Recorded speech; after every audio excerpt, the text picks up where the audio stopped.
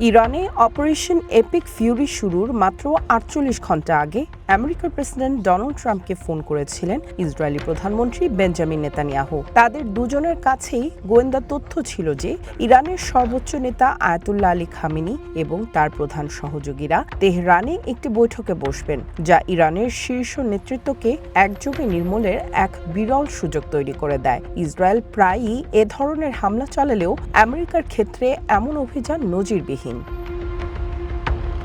সূত্র মতে, গোয়েন্দা তথ্যে যখন জানা যায় সেই বৈঠকটি শনিবার রাতের বদলে শনিবার সকালে এগিয়ে আনা হয়েছে, তখনই চূড়ান্ত তৎপরতা শুরু হয়। রয়টার্স বলছে, নেতানিয়াহু কয়েক দশক ধরে ইরানের সর্বোচ্চ নেতৃত্বকে নির্মূল করার এ ধরনের একটি অভিযানের জন্য মুখিয়েছিলেন। ওই ফোন আলাপে তিনি ট্রাম্পকে যুক্তি দেন যে খামেনিকে হত্যা করার এবং ট্রাম্পকে হত্যা চেষ্টার প্রতিশোধ নেয়ার এর চেয়ে ভালো সুযোগ আর আসবে না।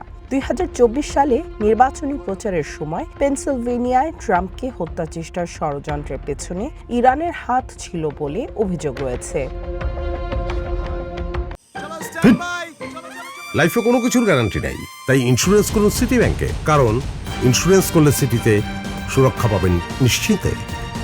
ফোন আলাপের সময় ট্রাম্প ইরানের ওপর সামরিক অভিযানের বিষয়ে নীতিগতভাবে সম্মতি দিলেও ঠিক কখন বা কোন পরিস্থিতিতে আমেরিকা সরাসরি যুক্ত হবে সে বিষয়ে চূড়ান্ত সিদ্ধান্ত নেননি। তবে কয়েক সপ্তাহ ধরেই মধ্যপ্রাচ্যে আমেরিকার সামরিক উপস্থিতি বাড়ানো হচ্ছিল।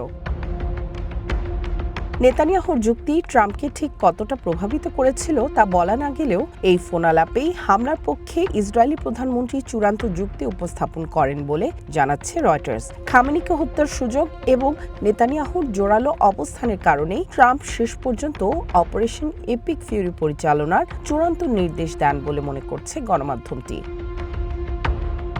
নেতানিয়াহু যুক্তি দিয়েছিলেন যে ইরানের বর্তমান নেতৃত্বকে নির্মূল করে ট্রাম্প ইতিহাস গড়তে পারেন। তিনি আরও বলেন, এর ফলে ইরানি জনগণ রাজপথে নেমে আসতে পারে এবং ১৯৭৯ সাল থেকে জেঁকে বসা ধর্মতান্ত্রিক শাসন ব্যবস্থার পতন ঘটাতে পারে।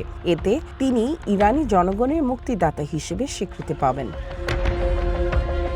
শেষ পর্যন্ত ২৮ ফেব্রুয়ারি শনিবার সকালে তেহরানে প্রথম বোমাটি আছড়ে পড়ে, আর ওই দিন সন্ধ্যায় ডোনাল্ড ট্রাম্প বিশ্বকে জানান আয়াতুল্লাহ আলী খামেনি নিহত হয়েছেন। শুরু হয় মধ্যপ্রাচ্যের ইতিহাসে এক নতুন ও অনিশ্চিত অধ্যায়। সামিয়া জান্নাহ, ওয়ান ইন্টারন্যাশনাল ডেস্ক।